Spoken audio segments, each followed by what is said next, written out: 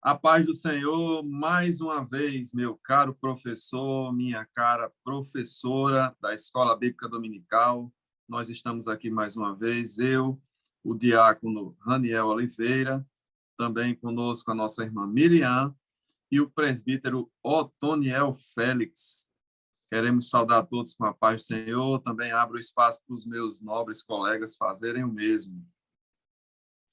Paz do Senhor, meus irmãos, estamos uma vez mais aqui com vocês, agradecendo a Deus a oportunidade e cientes de que temos mais uma responsabilidade e vamos fazer de tudo para que o nosso amigo, o professor e aqueles que nos assistem, eles tenham de uma forma bem abrangente, concisa também, né?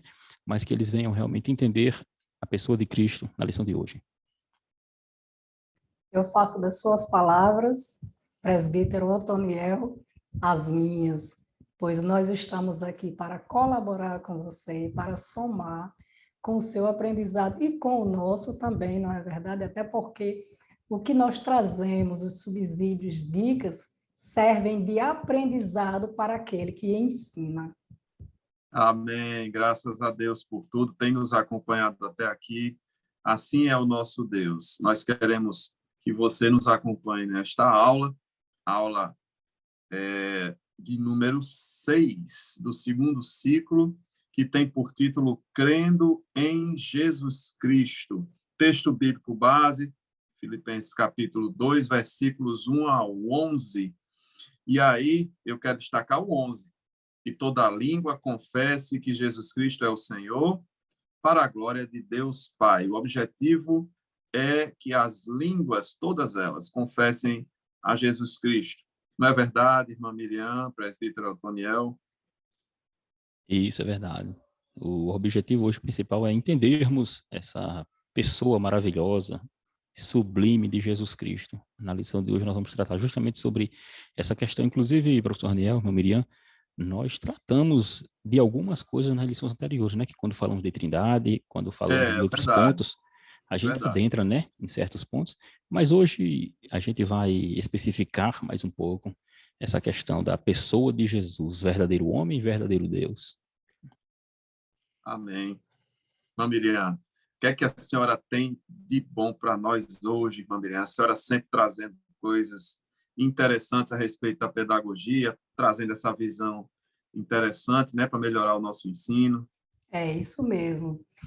Como eu prometi na lição anterior, a qual nós estávamos gravando, que foi a de número 4, eu falei sobre os estilos de aprendizagem, caro professor e professora, e prometi a vocês que iria trazer algumas dicas sobre a questão de cada estilo de aprendizagem. E hoje... Me permita colocar em tela aqui. Coloque em tela, irmão Raniel. E hoje nós vamos ver um pouco sobre a questão do aprendiz analítico. Como você identificar o aprendiz analítico, como você trabalhar com ele, quais as suas características e também como trabalhar um plano de aula. Não é verdade? Muitas vezes nós estudamos as lições, fazemos algumas anotações, mas há caminhos a qual nós podemos seguir que facilita muito a nossa aula, né? O trabalho. Por exemplo, para elaborar um planejamento, aqui hoje eu trouxe um modelo bem simples para vocês.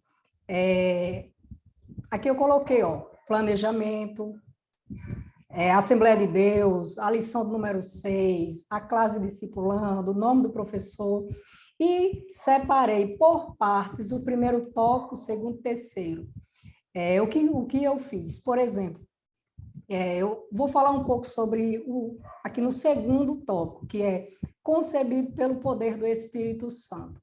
Quando você vai iniciar a sua aula, para preparar um plano e você não se perder, porque não é vergonhoso você fazer suas anotações, levar Nem todo mundo tem a mente privilegiada do presbítero Otoniel, né, irmã Miriam? Pois é. Então, se você não tem essa mente, não decora todas as coisas, pegue um bloquinho e anote. Olha só, olha que curioso. O tópico, o subtópico 1, no tópico 2, que tem como título: O Filho de Deus se fez homem. Aí, o que é que você vai fazer? Para iniciar, você não pega uma palavra-chave, você pega uma expressão e usa como aquela expressão como chave, certo? Destaque. Por exemplo, encarnação. Para facilitar a aprendizagem, você encarnação, anote e explique o significado. Você começa explicando o significado daquela palavra. Assim vai facilitar a compreensão do seu aluno.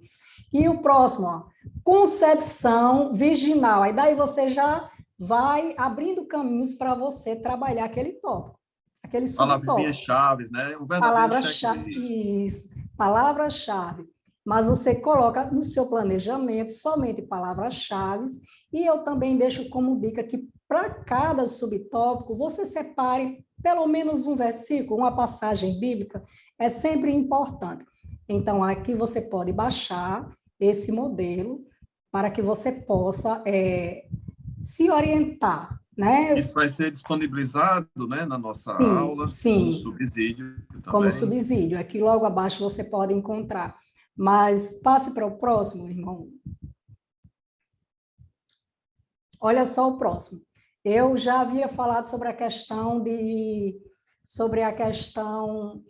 muito obrigada, eu não estava vendo, sobre a questão de por onde começar. Primeiro, traçar os objetivos, depois os métodos, atividade. Você tem que determinar um tempo. Eu tenho 45 minutos, o que eu vou fazer, como administrar esse tempo. Aqui o objetivo da aula de hoje, da dica que estou trazendo hoje, é você identificar o aprendiz analítico em sala de aula. Mas eu não sei quem é o aprendiz analítico. Então, esse é o nosso objetivo da dica que estou trazendo hoje. Nós já temos uma primeira dica, que o aprendiz analítico, ele aprende com conteúdo. Quando o professor vai para a sala de aula e leva conteúdo para o aluno. Então, é através da metodologia tradicional que ele aprende. Já temos uma dica, né? Então, nós vamos ministrar uma aula usando o método tradicional e vamos observar algumas características para identificar o nosso aprendiz analítico. Mas que tipo de atividade eu posso trabalhar para identificá-lo? Por exemplo, um fórum com convidado. Você convida alguém que tenha muito conhecimento naquele determinado conteúdo, como quem, Raniel? Presbítero Otoniel Félix. Como presbítero Otoniel Félix. Bondade dos irmãos. Certo? Então, convide alguém que tenha muito conhecimento naquele determinado assunto e realize um fórum. Eu vou deixar aqui o fórum passo a passo, porque é uma aula com a metodologia tradicional, certo? Então, é uma aula que os alunos irão ficar em silêncio, irão simplesmente ouvir o convidado transmitindo as informações, e o que você vai fazer, outra coisa que o analítico aprende com facilidade, é porque ele gosta de coisas organizadas. E esse convidado vai ministrar a aula, tópico por tópico, usando a sequência, viu, irmão Otoniel? Então, ele terá o quê? 10 minutos para trabalhar cada tópico. Agora nós vamos ver as características do aprendiz analítico. Bom, o aprendiz analítico, eles são interessados em ideias, eles aprendem melhor quando eles estão sozinhos, eles gostam de informações lógicas, é outra característica, eles aprendem com conteúdo, eles gostam de ler, eles gostam de informações, eles gostam de inovação de conteúdo, aprender aquilo que eles nunca ouviram, entendeu, irmãos? Se ele nunca, imagine, todo culto, o aprendiz analítico vai para a igreja para adorar e também para aprender, mas ouve uma pregação sobre a mulher do fluxo de sangue. Ele fica sufocado, ele quer algo novo e ele nunca tenha visto falar, né? Então, eles gostam de debater para provar pela lógica. É outra característica do aprendiz analítico, né? E eles consideram-se pessoas intelectuais, e verdadeiramente são. Essas são as características. Observe o seu aluno, certo? E identifique se ele é ou não um aprendiz analítico, aquele que gosta de conteúdo. Isso se revela, talvez, em muitas perguntas, né? E, sim, isso mesmo. Por falar em aprendiz analítico, digamos que o senhor hoje seja o nosso convidado, presbítero Otoniel, e o fórum acontece da seguinte forma, eu vou explicar um pouco. A professora ou o professor convida alguém que tenha muito conhecimento, como nós já falamos, não é verdade? Temos um exemplar aqui entre ela nós. fala por cima, ela faz uma apresentação geral do que vão estudar. Por exemplo, nós vamos estudar sobre Jesus Cristo, ele é Deus, ele também é Senhor. Mas ainda a irmã Miriam não explicou bem, ficou muito a desejar. A irmã Otoniel, por favor, o senhor vai falar e os alunos irão anotar em silêncio tudo o que o senhor for ministrar nessa aula. É uma aula tranquila, só de informações. O professor observa aquele aluno que estiver paciente, sufocado, ele não é um aluno analítico. Agora, aquele que fica atento, mega feliz com o que o senhor vai nos trazer agora, por exemplo, falar sobre Jesus Cristo, que é o nosso Senhor, ele é um aluno analítico. Interessante, é uma forma de descobrir, né, a pessoa em si, né? Personalidade. Isso. Eu queria só perguntar à senhora, a gente falou sobre os perfis na lição de número 4. Quem quiser lembrar, além do aluno analítico, né, os outros, dá uma olhada na lição de número 4, mas eu queria que a senhora só relembrasse quais são os 4. Olha, nós temos o aprendiz dinâmico, temos o pragmático, temos o aluno analítico. Agora, o próximo, eu quero perguntar a vocês. Vocês não lembram? Não lembro. É o aprendiz interativo, Sim. o quarto. Que ele aprende a partir das ideias que ele já tem, ele aprende mais. Muito bem. Então, você, professor, que está aqui assistindo, note que nós não somos os donos da verdade, nós estamos aqui para contribuir.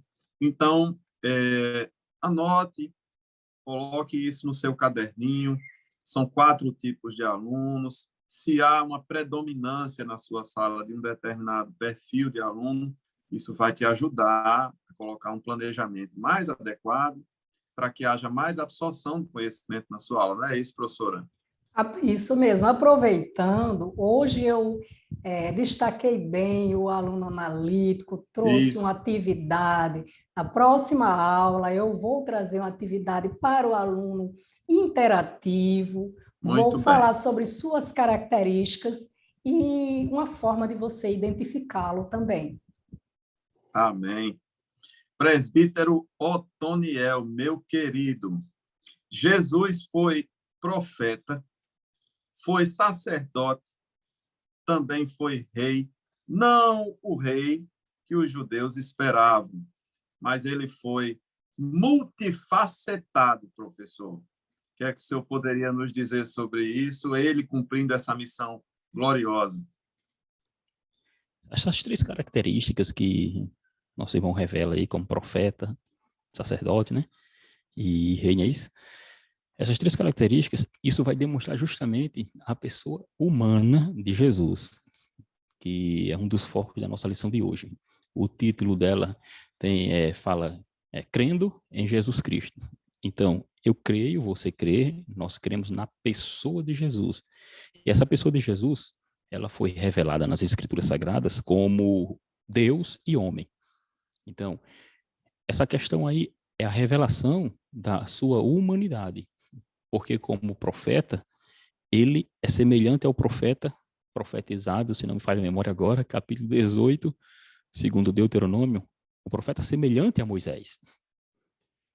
Como rei, ele é descendente do rei Davi, ou seja, a sua linhagem humana. É assim? E ele também é o sumo sacerdote da nossa nova aliança. Mas para isso acontecer, de fato, ele teria que ser humano. Humano. E essa humanidade vai se revelar, e a nossa lição número 1, isto é, no tópico primeiro, ela vai justamente demonstrar essa questão onde ele fala que Cristo seria o nosso Senhor, mas esse nosso Senhor, ele é chamado de Cristo.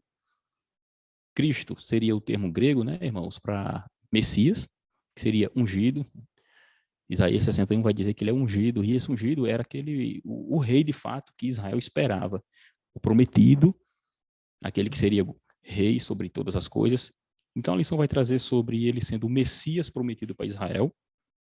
E a lição vai também, nesse primeiro tópico, para identificar a pessoa de Jesus, traz o termo logos, que é onde João, o evangelista, ele vai dizer que no princípio ele era o logos, o verbo.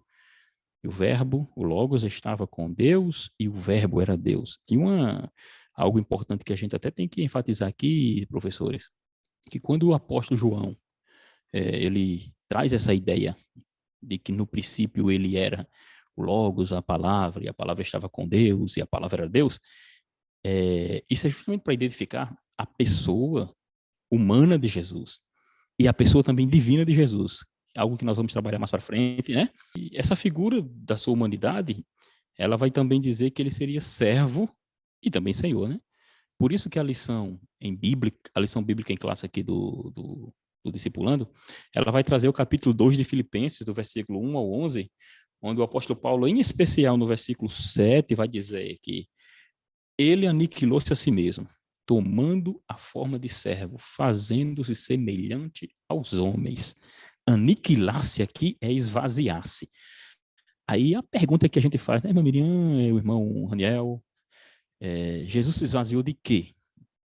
Aí começou a ter questionamentos, e por isso que a lição de hoje é importante para frisarmos a plena divindade de Cristo, a plena humanidade dele. Hein? Começou a haver questionamentos relacionados à sua divindade, porque a humanidade não tinha como negar.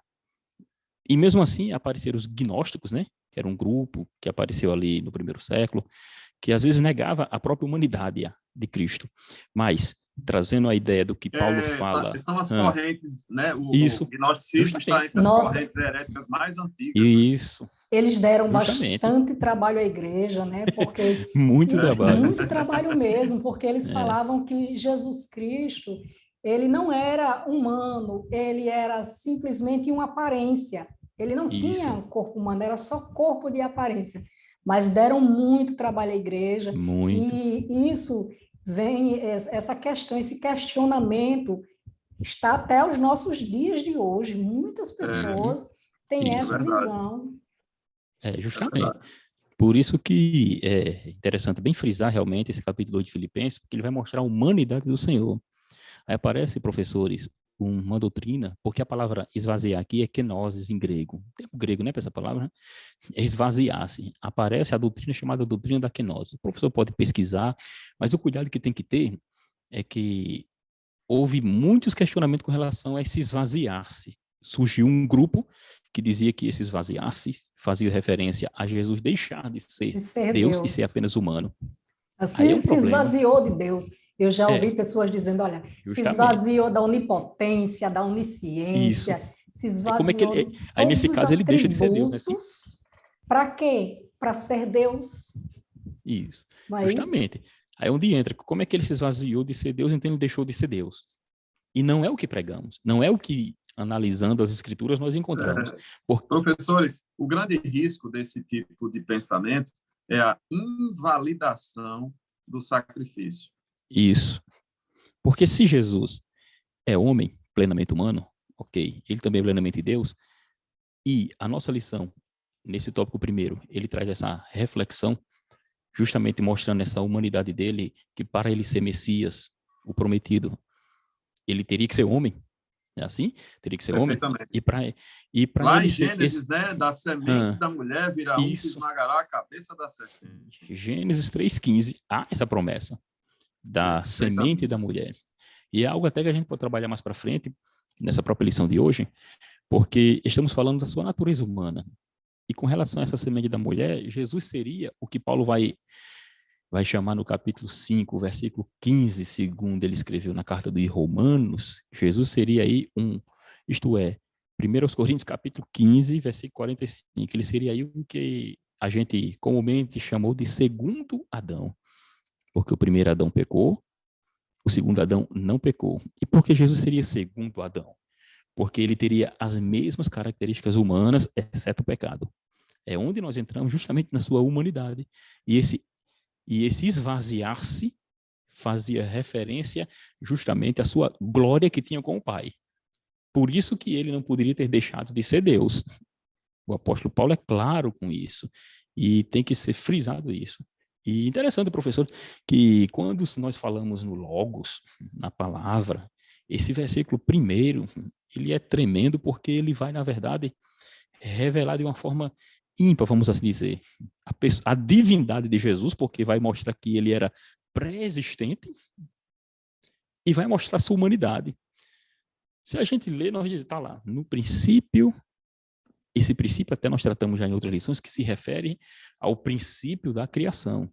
Mas Jesus não é o primeiro criado, irmão Raniel. Como diz Colossenses capítulo 1, versículo 15, os heréticos pegam esse texto que diz ele é o princípio ou o primogênito da criação de Deus, e por não entender, vai imaginar que Jesus é como se fosse o primeiro criado.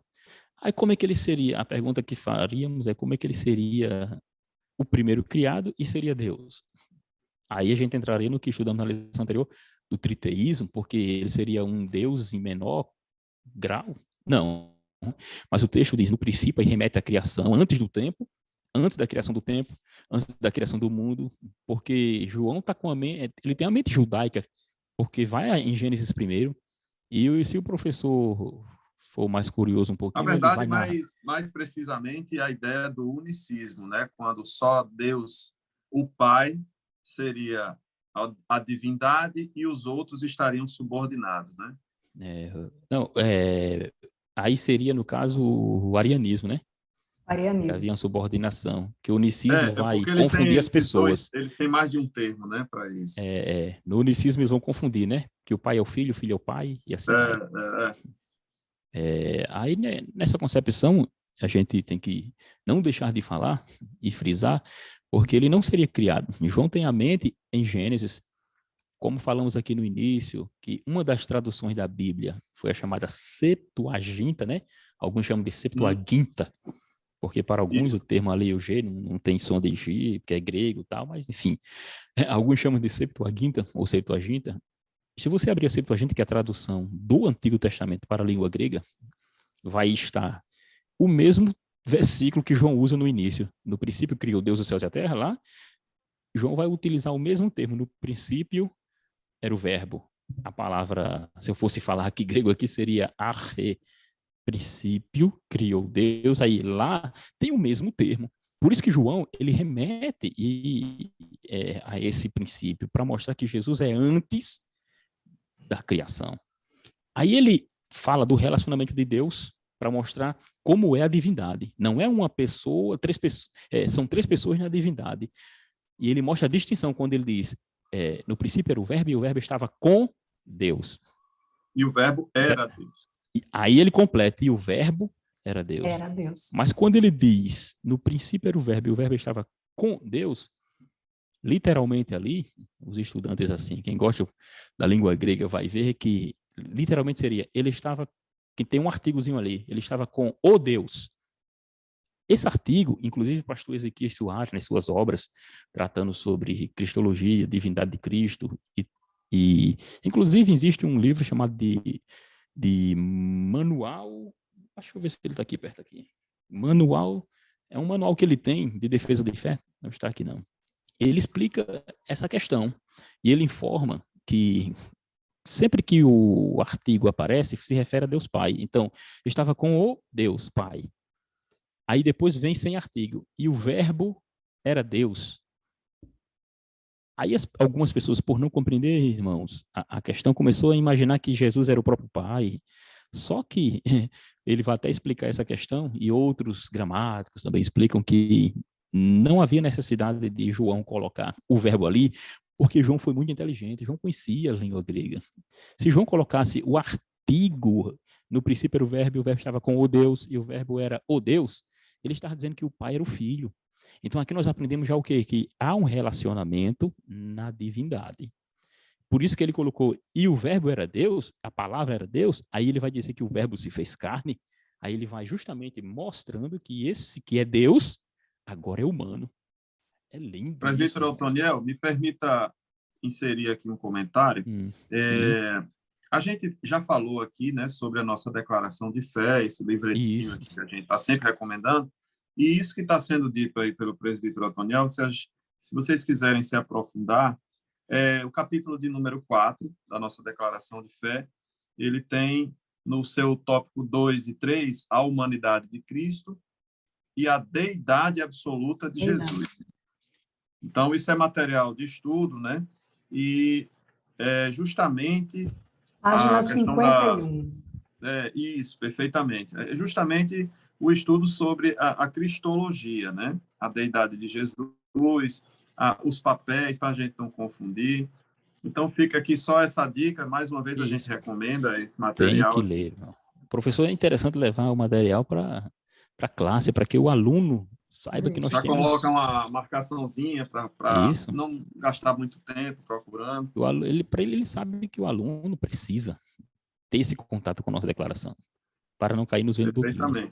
Você observe que um livro que não é tão grande, é grande em páginas, em números, mas eu tenho observado nos últimos tempos que quase todos os trimestres, o material que eu pego para estudar, as revistas, eu encontro informações valiosíssimas aqui na declaração de fé, que estão de acordo com o que nós estamos estudando. Lembrando que o organizador desse material foi justamente o pastor Ezequias Soares, né, presbítero? Isso, justamente, E, como nós estávamos dizendo, ele traz essa ideia, e essa ideia é importante porque a lição do novo convertido, ele está tratando justamente sobre esse assunto. Jesus aparece agora como servo, nesse primeiro tópico ainda. Esse servo seria o que Isaías 53 também diz que ele seria o servo sofredor. 53 vai revelar a sua humanidade para a redenção. E Paulo vai dizer justamente no capítulo 2 de Filipenses, mostrando esse esvaziar-se da glória que ele tinha junto com o Pai, não da divindade, mas da glória, porque depois Jesus vai dizer, Pai, glorifica-me junto de ti com aquela glória que tínhamos antes que o mundo existisse. Olha a sua pré-existência. Então Jesus não foi criado, primeiro ponto. Agora, a sua humanidade, ela veio surgir depois. Isso aí sim. E ele, por ser servo, Paulo vai dizer que ele foi obediente até a morte e morte de cruz. De uma forma geral, ele sendo Deus, agora se faz homem. É onde nós entramos, professor Raniel e irmã Miriam, na concepção virginal de Jesus, já no tópico 2 da lição. Perfeitamente. É a porta de entrada para este mundo, né? O Filho de Deus se fazendo homem. Pois concebido, que tem como o tema, o título, concebido pelo poder do Espírito Santo. Mas, só lembrando, antes de iniciar o tópico, é verdade, qual nós iremos falar, é importante, antes de que o seu aluno, para ele melhor absorver a questão do processo da humanização de Cristo, você, professor, procure explicar o significado da palavra encarnação para os seus alunos, porque ele irá absorver melhor o conteúdo, certo?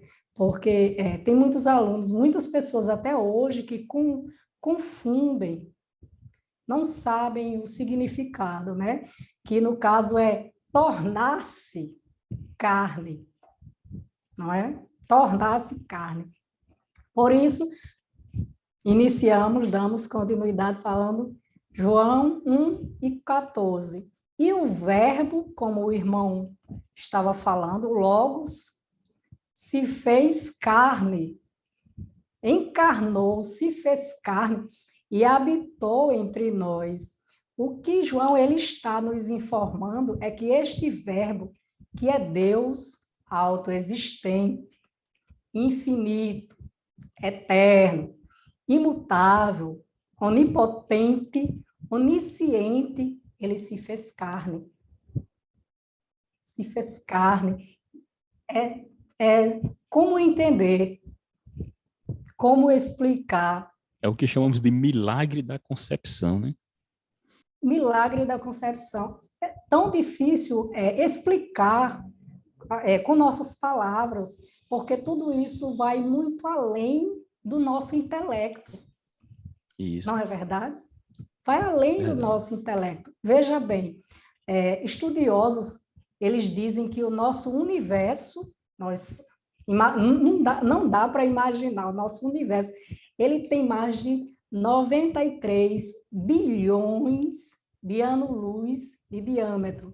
Se uma pessoa fosse fazer todo esse percurso, imagine quanto tempo uma pessoa ia levar para fazer. Mas onde eu estou querendo chegar? Estou querendo dizer que Deus, o imutável, o onisciente, ele é transcendente, ele está além de tudo isso.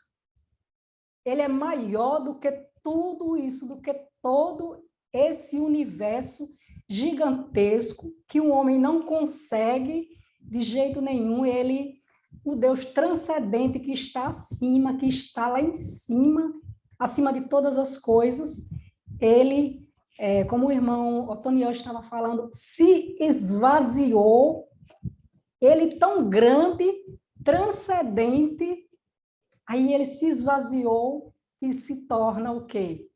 Do meu tamanho, do seu tamanho, com todas as características, com uma única diferença. Qual é a diferença, irmão? Sem nenhum pecado. Glória a Está aí. Deus. Por isso que ele não poderia ser como um de nós, ou seja, gerado pelo homem.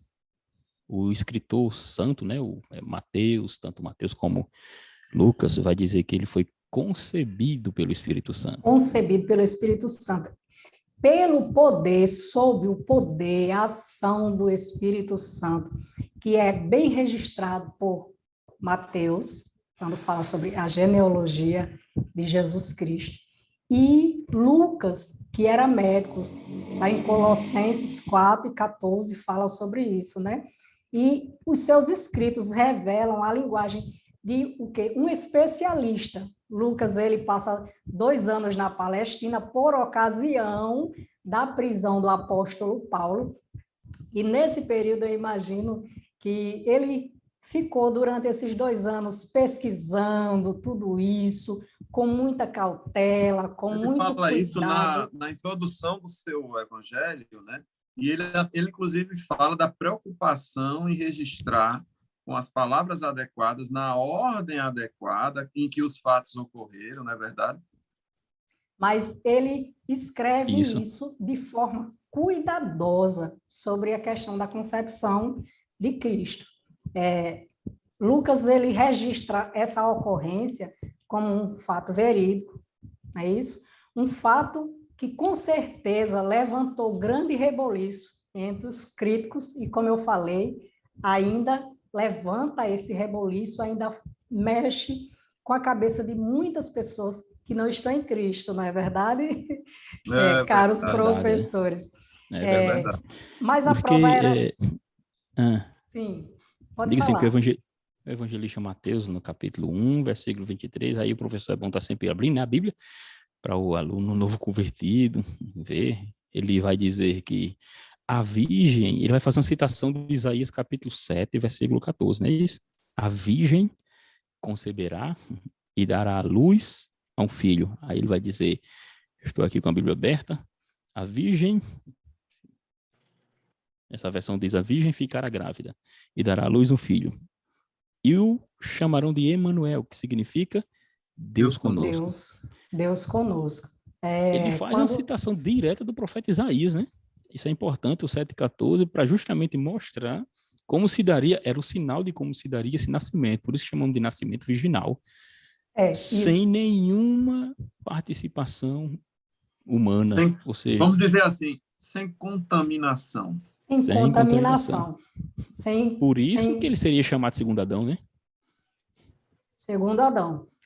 O primeiro Adão, a gente lembra, foi criação do próprio Deus, sem a participação de um casal. Exato. Então, ele segundo Adão também por essa característica. Né? Muito bem. Na sua essência limpa, pura, sem pecados. Porque após veio a queda, né? E com essa queda trouxe justamente a corrupção do gênero humano. A nossa declaração de fé chama de corrupção do homem. Algumas doutrinas por aí chamam de depravação do homem. Mas, enfim, o homem ficou depravado, corrompido e longe de Deus.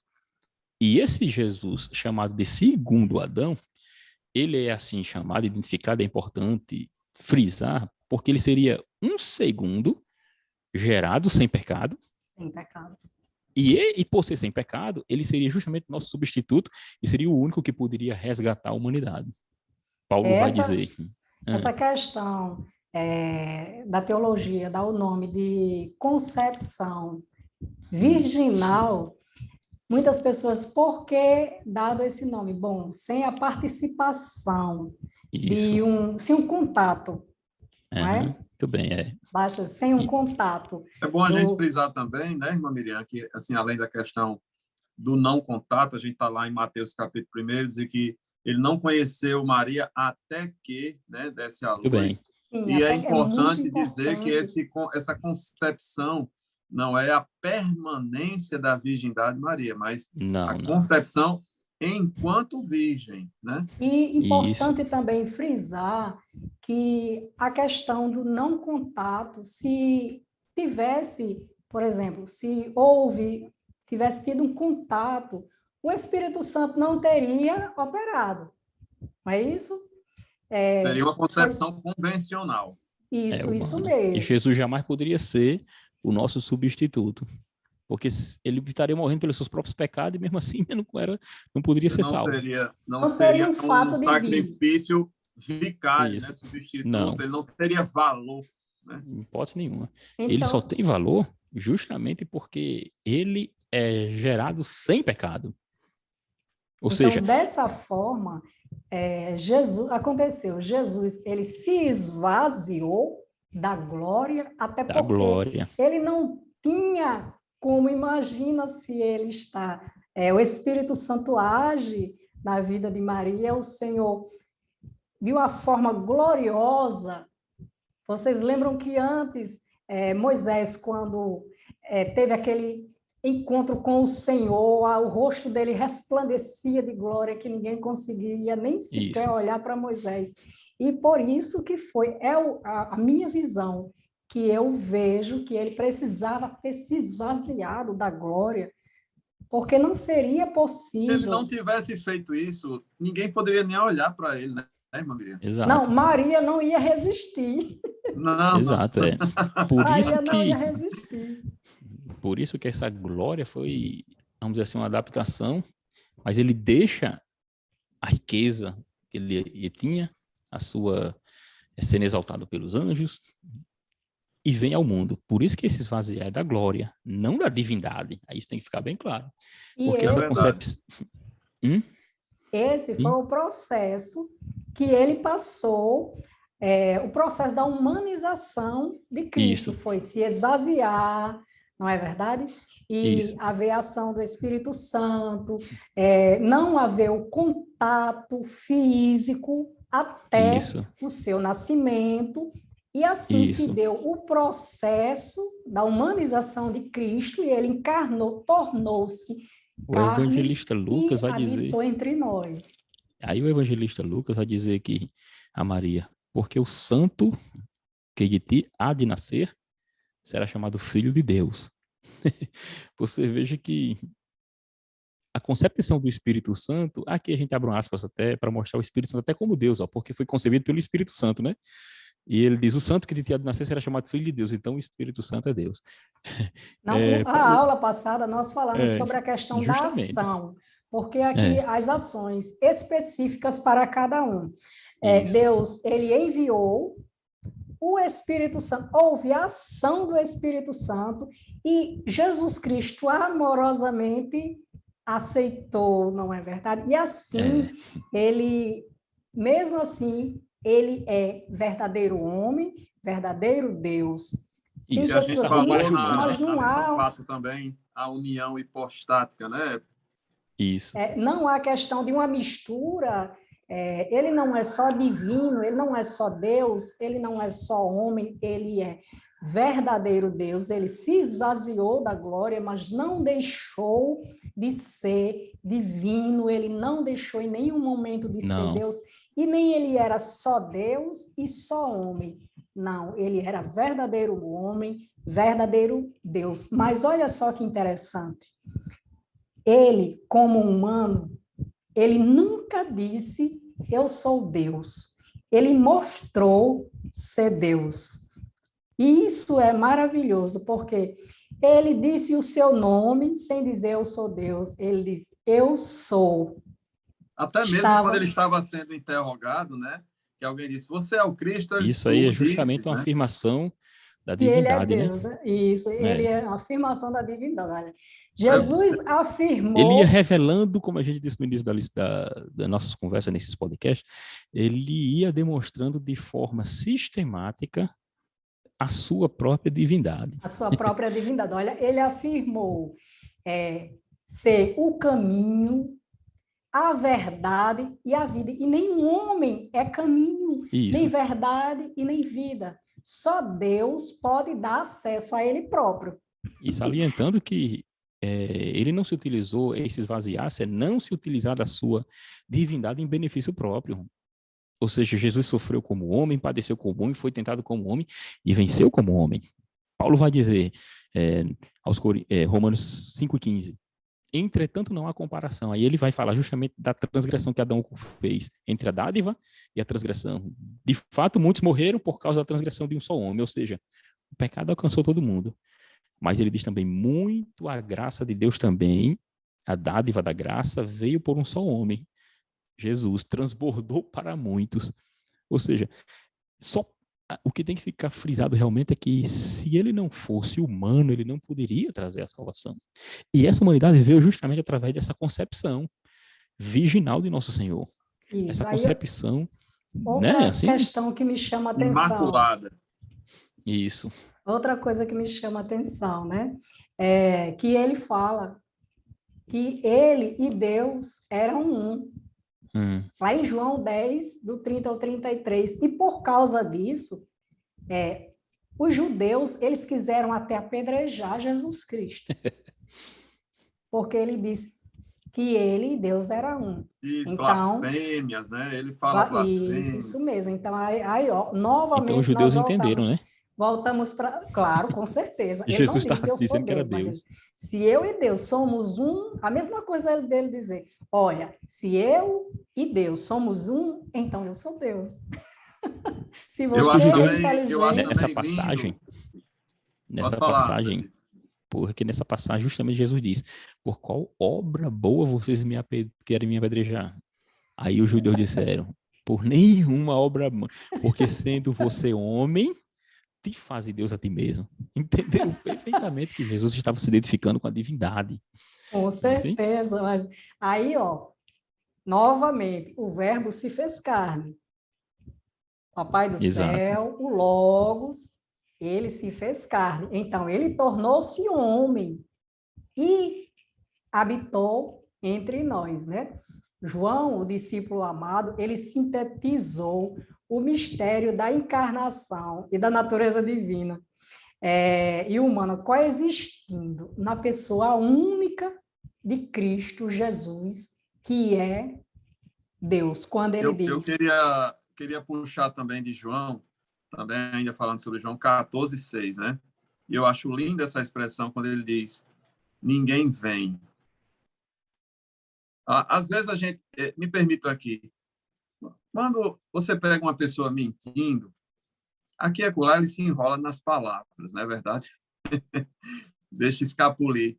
Mas Jesus é maravilhoso, porque ele não precisa criar situações. Ele fala com verdade.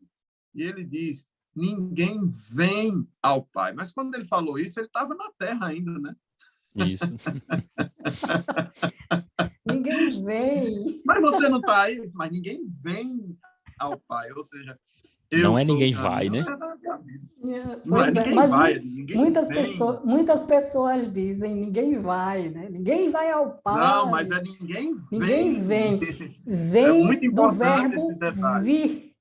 É Isso, do verbo vir, não é? isso, Mas Jesus exatamente. era Deus, como nós falamos aqui, comentamos que ele não disse eu sou Deus, ele mostrou, provou ser Deus, mas ele também é um homem, o que nós falamos desde o início. O que deu muita confusão e ainda dá até hoje, né?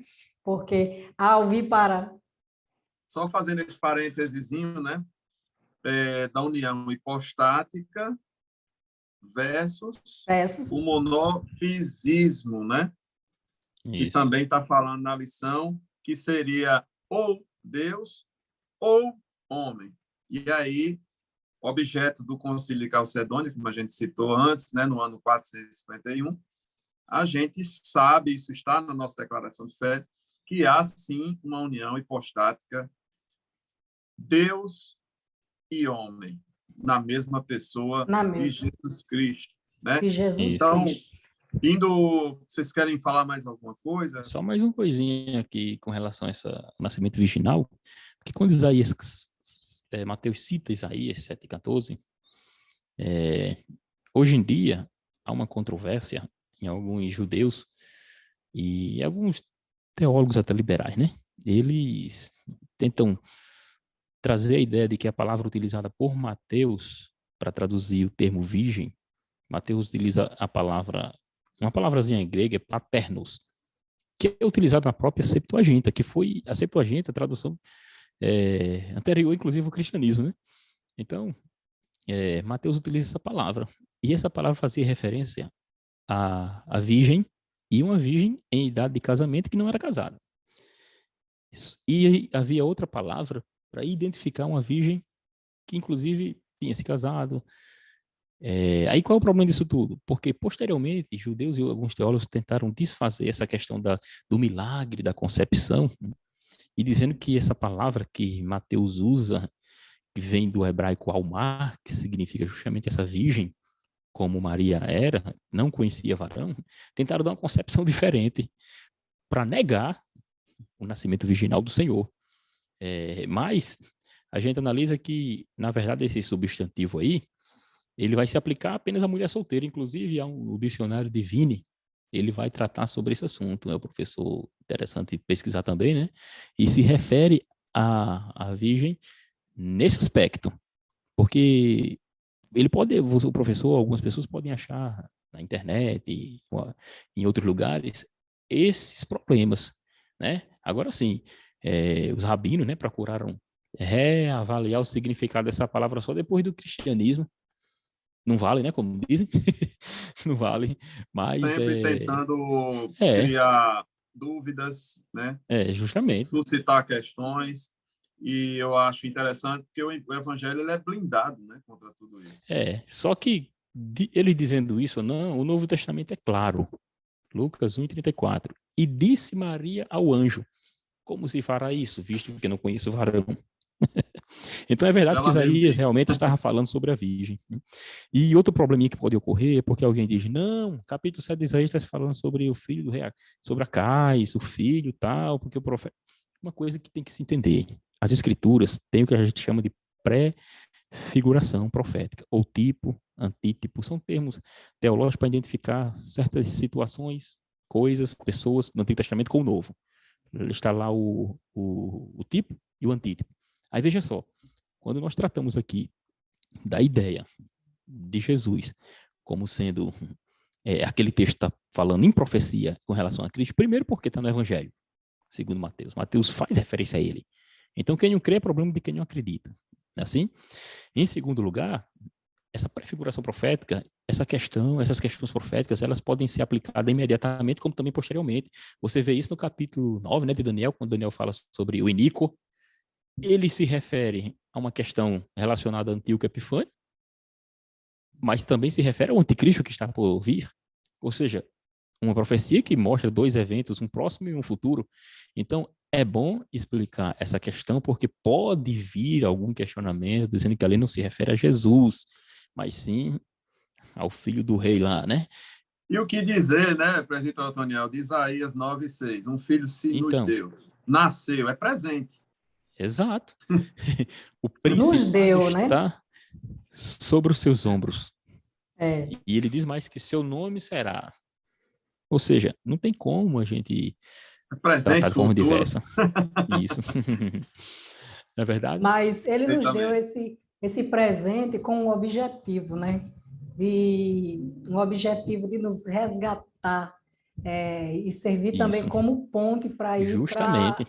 para nos reconciliarmos com o Pai. E, infelizmente, ele teve que ser morto por causa disso, não é verdade? Crucificado, Uhum. não é isso, irmão Raniel? É verdade, é verdade. É E eu interessante, né? queria dizer, diga, presbítero Otoniel.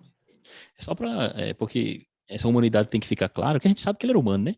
Mas ele não era um humano aparente, vamos dizer assim. Só parecia ser humano, como os gnosticismo queria trazer essa ideia, né? Mas o apóstolo vai dizer que ele sendo em forma de Deus, não teve por usurpação ser igual a Deus, né? E quando ele vai falar sobre essa humanidade dele, Paulo vai dizer a Timóteo que há um só Deus e um só mediador entre Deus e os homens. Aí ele disse, Jesus Cristo, O homem. homem. Ou seja, ele é claro, Jesus é homem. É assim? Aí nós poderíamos utilizar aqueles termos que muitas pessoas, ao lembrar, né, da humanidade de Cristo, Jesus cansou. As Escrituras é clara, Jesus revela como homem. O texto que eu citei é 1 Timóteo, capítulo 2, versículo 5, onde mostra que ele é o verdadeiro homem. E quando João 1,14 vai dizer que vimos a sua glória como a glória do unigênito do Pai, cheio de graça e de verdade, porque o verbo se fez carne, aí a gente vê o que? A sua divindade. Então, Emmanuel aqui é justamente mostrando Deus entre nós. Então, a Bíblia, primeiro, ensina a divindade de Cristo, como a gente tratou, a humanidade de Cristo, uma vez que todo espírito, 1 João 4:3, todo espírito que não confessa que Jesus veio em carne, ele não pertence ao Senhor. Então, aqui nós identificamos justamente essas duas naturezas de Cristo. Nasceu de uma mulher, concebido de forma sobrenatural pelo Espírito Santo. O seu nascimento em si foi de uma forma normal, como qualquer ser humano, mas foi concebido pelo Espírito Santo. Aí essas questões, para deixar bem claro, ela começou a ter, como já tratamos, começou a ter problemas e foi resolvida nesse concílio de Calcedônia, em 451, de criar a doutrina chamada da união hipostática. Em Cristo, as duas naturezas, plena, humana e plena divina, que chamamos popularmente de 100% Deus, 100% homem. É assim, professor? Isso mesmo. Perfeitamente. Detalhe que eles não criaram esse conceito. Eles apenas entenderam o conceito. Isso. Sistematizaram, Não foi criado. né? Essas palavrinhas bonitas, professor, não se preocupe, não. Quem inventa essas palavras somos nós para efeitos de didática. Mas a verdade é uma só. Então, a gente não precisa, através de uma palavra, dizer, criaram o conceito no Concílio Calcedônio. Não. Eles conseguiram compreender mais ou menos, porque até hoje a gente tem dificuldade de compreender, né? Assim, todos nós, não é verdade? Não é? Justamente. Todos e nós. Ele era tão humano, e deu provas disso, né? De ter um corpo humano na sua ressurreição. Toca aqui, ó, um espírito não tem carne, não tem osso. É assim? E Hebreus capítulo 2 vai dizer que ele em tudo foi semelhante a nós. Em tudo foi tentado, mas sem pecado. Então essa humanidade está bem clara nas Escrituras Sagradas. E uma humanidade sem pecado. Não, tem que ser frisado isso. Todas as características de um ser humano, pois, primeira coisa, ele nasceu, não é isso? Uhum, isso. Todos nós. Nasceu, sentiu dor, sentiu cansaço, sentiu sono, chorou, angustiado, e Isso. passou também pela agonia da morte, não é isso, irmão Raniel? Que agora é o próximo tópico, só para a gente encerrar. Terceiro e último tópico para a gente Terceiro caminhar e para o último nosso final, né? Justamente. E a gente tem... Deixa eu só dizer mais uma coisinha aqui, irmãos, que é importante, sabe, frisar? Porque hoje em dia quem nega a própria humanidade de Cristo, há quem nega que Jesus existiu, com tantas provas fartas aí que temos, né? Eu tenho uma obrazinha aqui, ó, Enciclopédia Apologética de Norman Geisler. Ele vai falar sobre o Jesus histórico e ele faz algumas citações. Ele cita Tácito, cita Filo. Tácito não era cristão, não. O cara escrevia para o imperador de Roma lá. E Tácito vai dizer que Jesus, que os discípulos de Cristo era seguidor de um morto, né? Que foi crucificado por Pôncio Pilatos, na época de Tibério. Ou seja, ele relata um fato histórico. Cristo, de fato, existiu. Isso é importante frisar. Aí uma comprovação histórica, né? Como a gente já citou também nas outras aulas. Isso. E assim, terceiro tópico, né? Vamos lá para o terceiro tópico, que eu quero deixar claro aqui, com a ajuda de vocês. Há uma expressão que fala a respeito disso, dizendo que a condenação de Jesus ela foi sórdida, falsa e covarde. E sobre esse ponto, é muito importante nós frisarmos as ilegalidades processuais. Daí a lição expressada dessa forma, né? De forma sórdida, de forma covarde, falsa e ilegal. E aí eu estou falando a linguagem do meu querido jurista, né? Professor Antoniel Félix.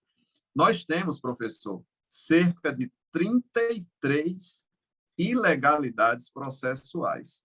É fácil de lembrar porque 33 foi a idade em que Cristo foi morto. Cristo. Né?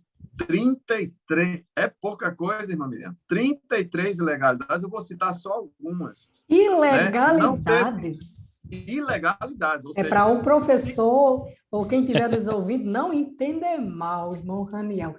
Ilegalidades, não é legalidade, ilegalidades.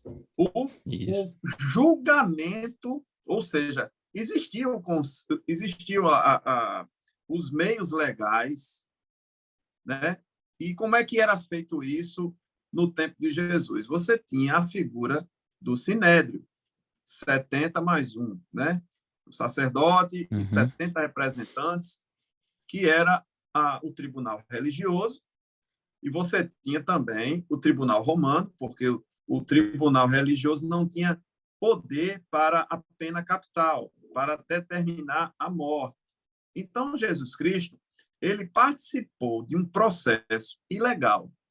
Se nós trouxéssemos para a realidade de hoje, qualquer advogado recém-formado conseguiria anular o julgamento de Jesus. Então, só para vocês terem uma ideia... Primeiro, porque não houve crime e nem pecado. Não, vejam, alguém poderia dizer, se ele era santo, se ele era imaculado, se ele não pecou, se ele falou a verdade a sua vida inteira, se ele pregou o amor, se ele curou pessoas, se ele ressuscitou mortos, o que, pelo amor de Deus, esse homem recebeu de acusação para merecer a morte? Então, observe que o seu... Né? Não tem como. Então, o seu julgamento, isso é importante ficar claro, ele foi ilegal. Ele poderia facilmente ser anulado. E Cristo, como uma ovelha muda, ele se calou. Sabe por quê? Porque qualquer palavrinha que ele dissesse anularia aquele julgamento. Ele sabia que a sua morte era necessária. Então, ele se calou. Mas, olhe, Jesus não teve direito à testemunha, ele não teve direito à defesa.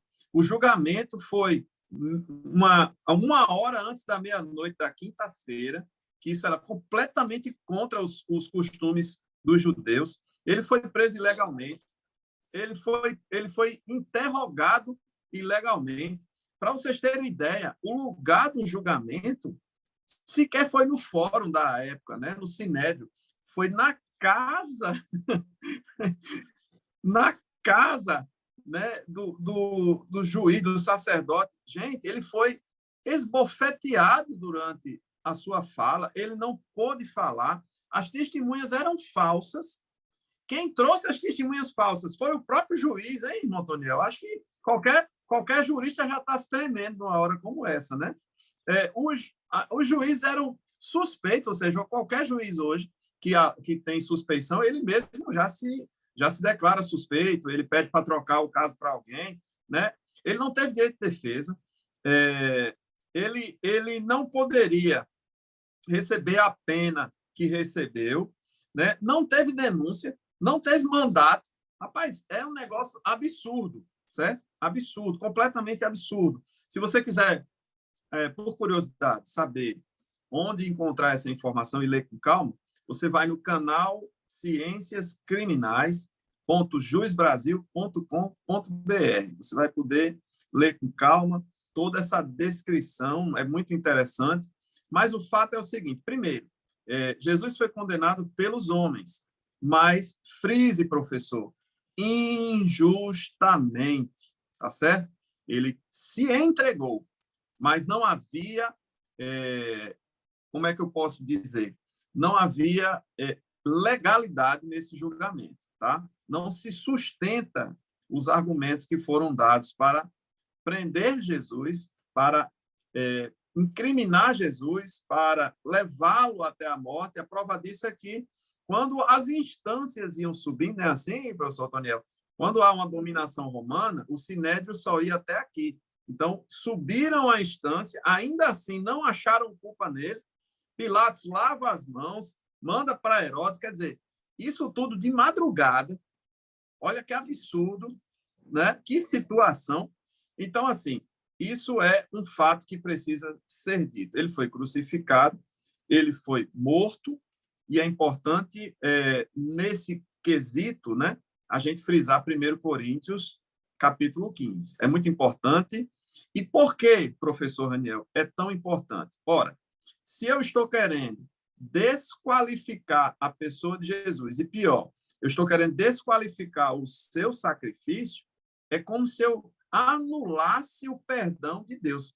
Todos nós estaríamos perdidos eternamente se houvesse um cancelamento ou da pessoa de Jesus, o que se usa muito em estratégia de defesa, né? É a desqualificação da outra parte, né, professor Toniel?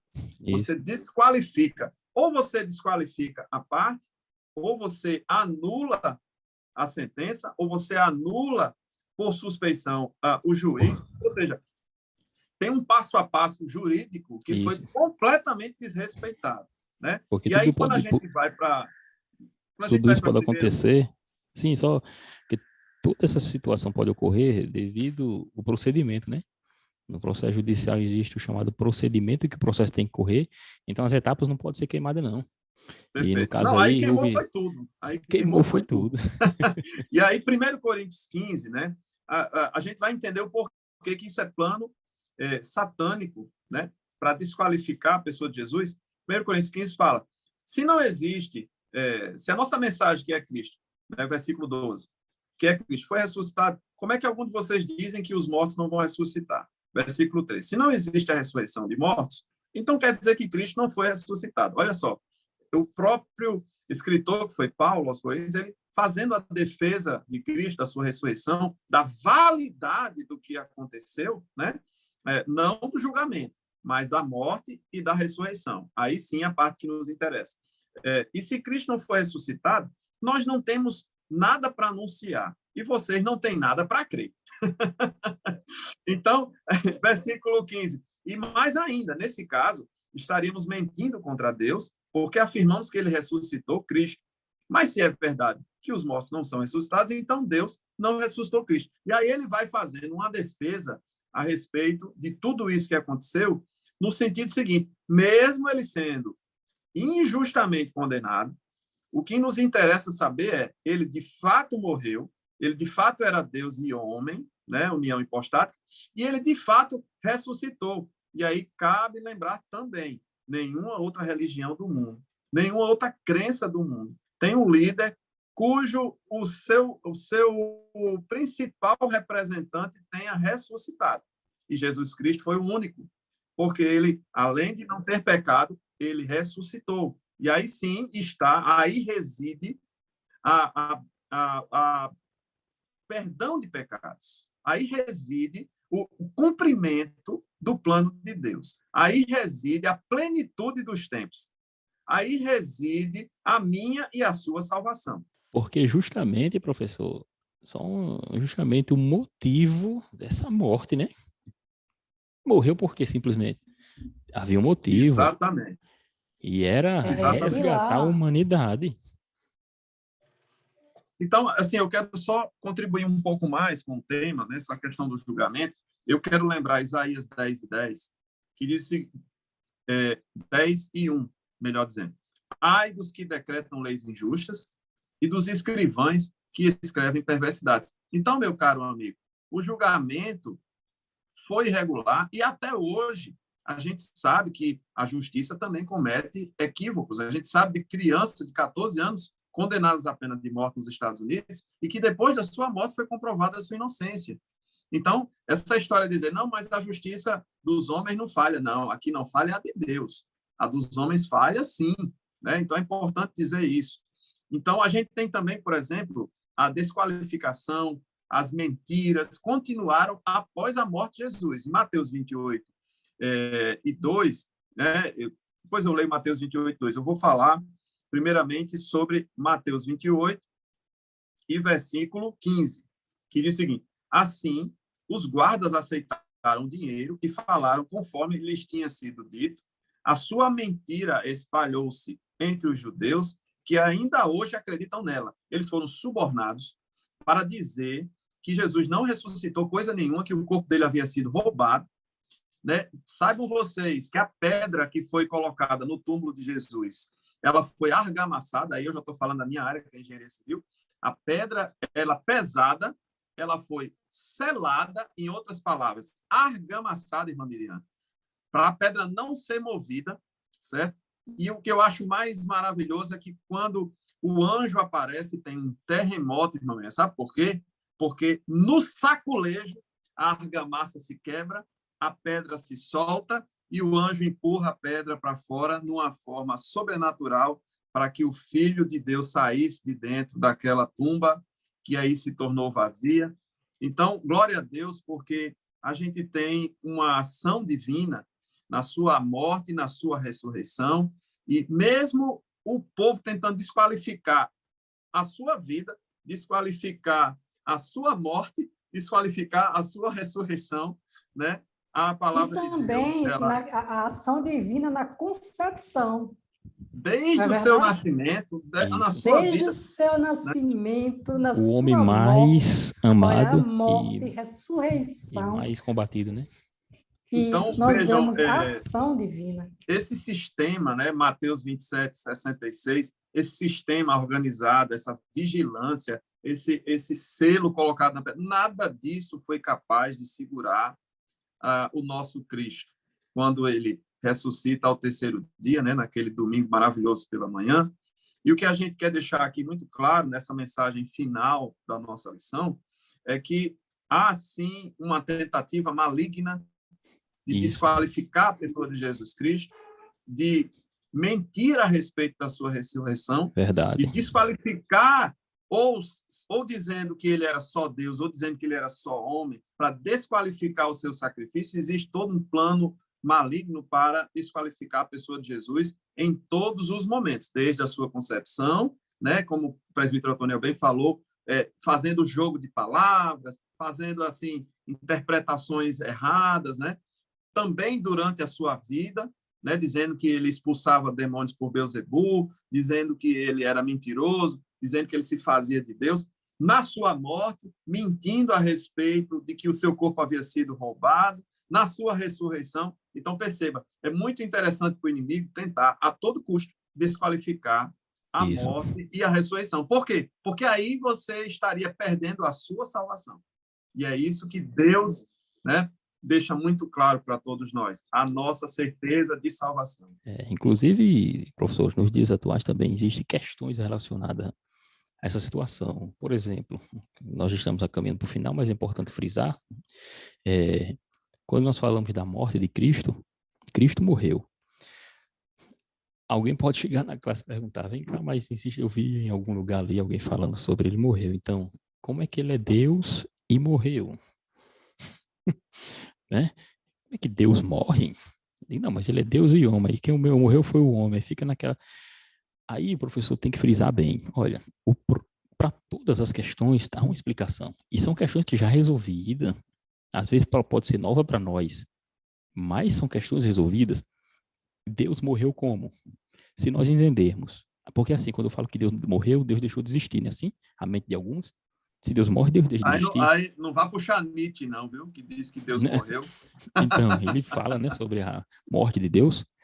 Só que as pessoas leem e se a concepção for morte como aniquilamento, uma doutrina que nós não cremos, que é aniquilação ou som da alma, né? Isso. Se alguém entender morte dessa forma, aí tem um problema mesmo, porque ele deixa de existir durante um tempo, 3 dias, né? Só que nós não entendemos morte dessa forma, porque as escrituras mostram que a morte é apenas uma separação entre o corpo e o seu espírito, que foi ao mundo dos mortos, a região espiritual, que nós chamamos de o cristão, o crente, né? O que foi salvo foi ao paraíso, o que não foi para o Guiena não, o Hades, né? O inferno.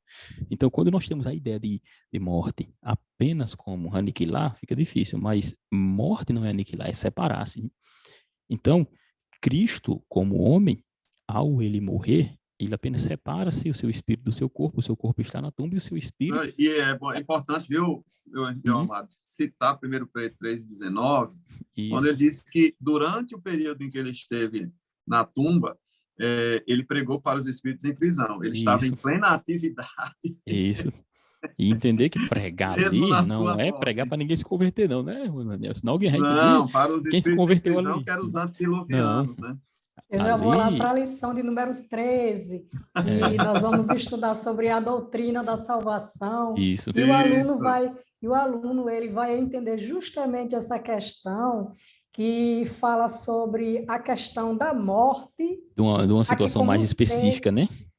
Como ser humano, a morte não ser o final da vida, mas ser o início da vida. Lá nós vamos tratar mais especificamente, né? Isso, pelo fato da questão do ser eterno, né? Então, como o senhor estava dizendo, Deus morreu, mas ele é eterno. Ele não morreu. A vida pode ter chegado ao fim, mas ele continuou como Deus, ele continuou vivo, porque ele era eterno. Tanto é que ressuscitou, ele próprio se ressuscitou. Morre. Ninguém tira a minha vida de mim, eu de mim mesmo a dor. Doutrina da salvação. Tem um poder para Então, nós vamos entender bem sobre essa questão. Vai chegar, tenham paciência, professor, nós vamos chegar Isso lá. mesmo. Eu aproveito nesse momento também para já me despedir, né? Desejar uma boa aula para você, e também passo a palavra para os nossos amados professores também se despedirem. Eu agradeço, irmãos, mais uma oportunidade. Estamos aqui gratos a Deus por tratar desses assuntos que engrandecem o reino de Deus e exaltam cada vez mais nosso Senhor, porque cremos de fato que ele viveu entre nós, morreu como homem, foi sepultado, ele sempre esteve vivo diante de Deus, porque ele sempre foi Deus, como o irmão Raniel falou aqui no final, pregou os espíritos em prisão, estava em plena atividade, mas ressurgiu dentre os mortos. E hoje, como diz o nosso credo, ele está à destra de Deus. Cremos nesse Deus que é homem e é Deus. Então, nós acreditamos piamente nisso e cremos e agradecemos a Deus pela pessoa de Jesus, na sua humanidade plena também. E por falar na questão cremos, né? A nossa próxima lição, caro professor e professora, eu acho que eu fiquei na incumbência sempre de falar um pouco sobre a próxima lição, não é verdade, meus irmãos? É verdade. Então, a nossa próxima lição, nós vamos conversar um pouco aqui sobre o Espírito Santo do Senhor, o Espírito Santo de Deus, que também é Deus. Nós cremos também no Espírito Santo como Deus, porque ele é o eu sou, ele é o Deus que faz parte da Trindade. Então, nós estaremos aqui com a lição de número 8, junto os três novamente aqui, né? Aguardamos vocês. Fiquem na paz do Senhor Jesus Cristo e que vocês sempre peçam, Senhor, nós vivemos em meio à tribulação, mas nos enche da tua graça e não afasta de mim o teu Espírito Santo para que eu possa ter uma direção e a paz do Senhor para cada um de vós. Amém. A paz do Senhor, professores, a paz do Senhor, irmão Antoniel, irmã Miriam. Até a próxima, Senhor. se Amém. A Deus paz do quiser, Senhor Jesus. em nome de Jesus. Amém.